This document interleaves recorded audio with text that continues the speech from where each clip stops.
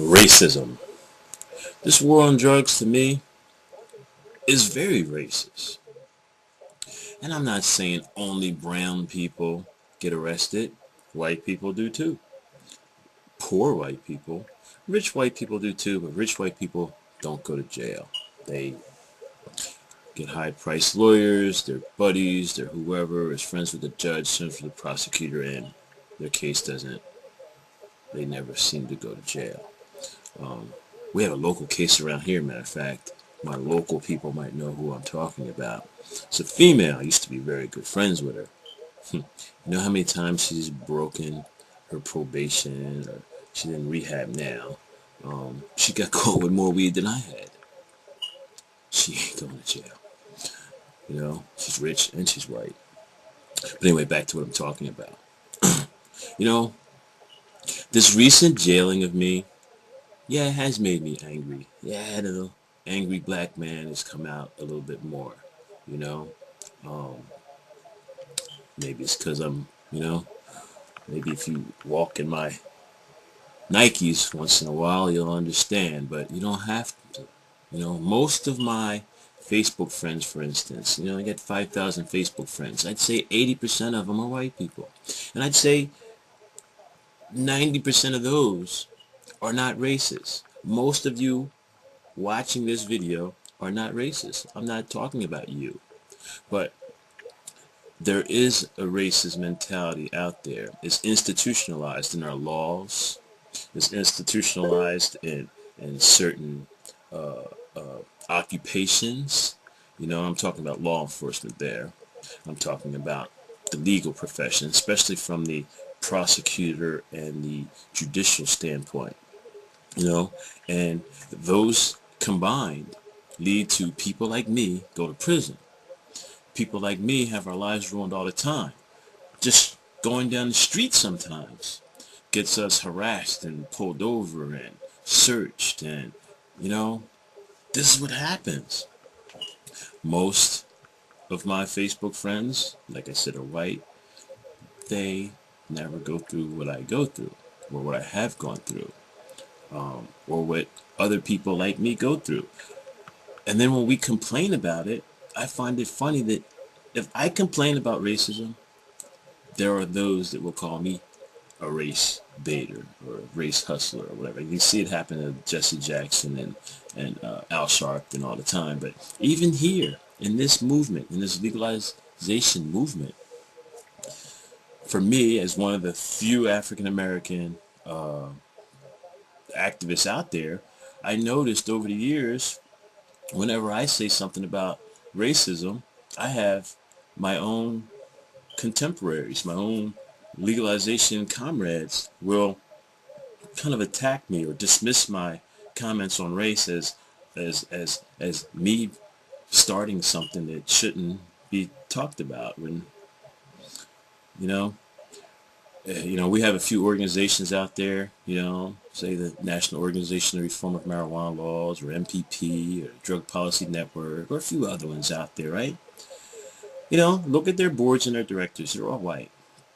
So, of course, the racism aspect is not high up on their agenda, None of them have suffered the things that we do. To them, the racist aspect of the war on drugs is statistics. Look at it. They all do their reports. They all issue their reports about, the high numbers of racism. I mean, NORML has put out over the years, several different reports on racism. But there's still a glass ceiling at NORML, at least, many times, I don't know, I'm not attacking NORML. NORML's a great organization, um, you know, especially on the local chapter levels. Because what you have there is you have local kids, young people who just want to end the war on drugs, and they join NORML, and they do everything in their power to help. So I'm not talking about them. I'm talking about the lawyers who, become normal lawyers. Uh, I have issues there. And at the head, and I've talked to Mr. Stroop before. I've talked to Alan St. Pierre before. I've met him and seen him at different places. They're very nice guys, you know. I think they're a little on the passive side. If you're fighting the war, I think you should be, more aggressive. But okay, they're more on the passive side, no side, no problem. But these are white guys that can go anywhere in the country and not be accosted. Maybe if they go to some neighborhood, some bad neighborhood, some inner city brown neighborhood, they might be accosted by some hoods. Just like me as a black man in the wrong neighborhood, and I'm talking about a white neighborhood, I'm accosted not by the local citizens, but by the law enforcement, who might look at me and wonder, what the hell are you doing here? But anyway, the purpose of this little video was just to, put it out there that, what, this imprisonment, this unjust imprisonment, this, it's kind of pissed me off in a different kind of way. I've already been pissed off over the years, just the fact that, I've been arrested for marijuana, just the fact that I tell the truth about marijuana, and over the years I've been attacked for telling the truth. I don't care what you say about me. Look at what I write. Look at what I say. The things that I attach to. I'm telling the truth. I've been talking about the scheduling of marijuana since the 90s. I've been talking about the religious use of marijuana since the 90s. I've been talking about jury nullification since the 90s.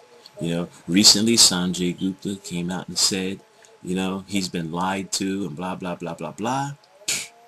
Dude, like, there are millions of us who've known that for a long time, and we've been speaking out about it, and we've been vilified and minimized because of it. Now he comes out and, whoa, he's getting praised all over the place. No problem. I'm glad he did it. I am. I'm glad that he's used his stature as respectability, even as a brown man. To be honest with you, that's what really gets me too. He's a brown man. He's got a lot of respect, and he's come out and told the truth. That's all he really did. He came out and told the truth. But guess what? While he's telling the truth and everyone's agreeing with him, me and people like me go to jail for the lies. That's why I'm in jail. Yes, I'm out right now if you know my story. I'm a medical marijuana patient. I'm jailed right now. I was released for 10 days so I can go get cancer treatment in California, and then I have to come back and go back to jail. And I'm in jail because I was found guilty of possession of marijuana last year. And on my jury, I actually had a couple potheads, believe it or not. I had 2 potheads that I know of for sure, and they found me guilty of possession in my first trial in 2010. I had a second trial in 2010, and I got found not guilty of possession to distribute. But in that first case, I got found guilty. And yes, I first was sentenced to probation, but I want you to look. I was sentenced to probation on January 16th. Of course, that night, I made all kinds of comments on my website. I was happy I got probation in a way. I wasn't really happy I got probation, but I was happy I didn't go to jail. And I said that to the newspapers. I told the newspapers that, I expected not to go to jail. I told the newspapers that I bought a round-trip ticket, So guess what happened the next day? The judges here, Judge Grant, who's a black man too, by the way, got into my case, talked to Judge Delahaye, old white guy, and the prosecutor, angry white guy, Mr. Luciano, and they issued a warrant for my arrest, and then I was arrested. The warrant was issued less than 24 hours after I got probation, and a warrant was issued, a fugitive warrant was issued. I wasn't contacted, I wasn't told. There was a hearing. They had a meeting, which I wasn't brought to, which, doesn't the Constitution, isn't there a ban against ex parte hearings? Anyway, I did file an ethics complaint about that. It was denied, but either way, I got arrested. I was held in jail for like 45 days. And then when I was in, then I was offered to plead guilty to a probation violation or stay in jail and fight it. I have cancer. Once a month I get my treatments. The judge already held me in jail for 45 days. Already missed 2 treatments because I was on my way to go get my treatment when I got arrested, and then I missed the second treatment. And here I was now before him in jail with the offer of plead guilty and we'll let you out in 2 days so you can go get your next treatment, or you can sit in jail and fight your case. I mean, come on, man. My guilty plea was not free, you know. I did not freely give it. I had the boot of authority on my neck, and the threat was that I would be stay in jail and not get my cancer treatment. So, what does a good nigga do? He files, until recently I didn't use that word nigger, but you know what? I am so tired of being treated like one. But you know what? That's why I just recently filed this motion, this petition to legally change my name to just a nigger.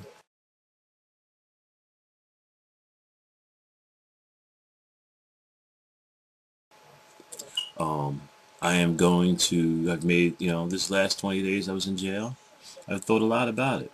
Over the years, I've kind of avoided, you know, being that black guy always yelling, racism this, racism that. I mention it, but it's not on the forefront of all of my arguments. So you know what though? This last 20 days, I'm locked up. Most people around me were people of color. Most people around me in jail were people who didn't have bail money and people who were charged with ridiculous drug law violations, And most of our problems, if we're not even there originally for it, is because we got caught with a joint, caught with that. You lost your license. We're constantly harassed by the police looking for drugs, on black people. You know what? And the crazy thing is, in this movement, I know my personal experiences, I think more white people use drugs than black people. You know? I really do believe that. And we get arrested way more.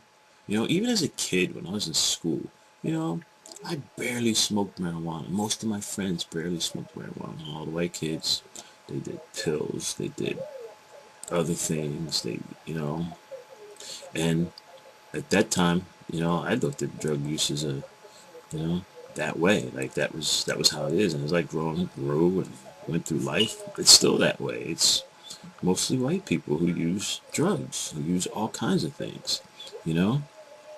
But that's not who's in prison. All you have to do, to just test my word, I'm telling you, I tell the truth about things. So all you have to do is go outside on a Saturday afternoon, outside of a prison, and watch the people who come to visit. And you'll see the people of color coming to visit their loved ones. Go to a drug rehab center. Watch who steps outside and takes a smoke of a drug, by the way. That drug is controlled by white people, so it's legally it's okay. But anyway, go outside of a drug rehab center one day and watch. Watch who comes and visits, or watch who steps outside and smokes their cigarette, or chills outside on the park bench, or whatever. White people. It's a huge difference in who is admitted into drug rehab centers and who is admitted into prison. Huge difference. Like I said, in this area, some people will know. I just don't feel like using her name, but in this area, people know who I'm talking about. She's in rehab now. You know, she apparently pled guilty to her charge a while ago, and she hasn't gone to jail. She's violated several probation agreements. She's caught new charges. You know, I don't know. Maybe she's like cooperating. I don't know. Maybe she's, working for them. I don't know. But I know one thing. She ain't going to jail like any black person and brown person I know. Black people and brown people with her type of issues would be going to jail. But you know what?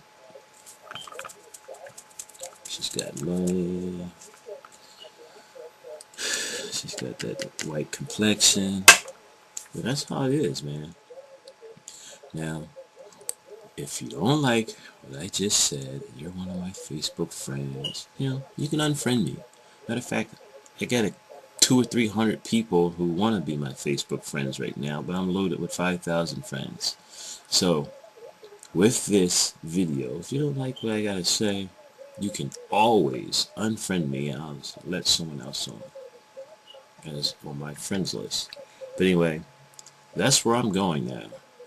They locked up a pretty decent dude. I still think I'm decent, but I'm an angry black man now. I'm gonna throw it out there from time to time. I'm gonna put it out there. Now I'm not gonna bite my tongue anymore. Peace.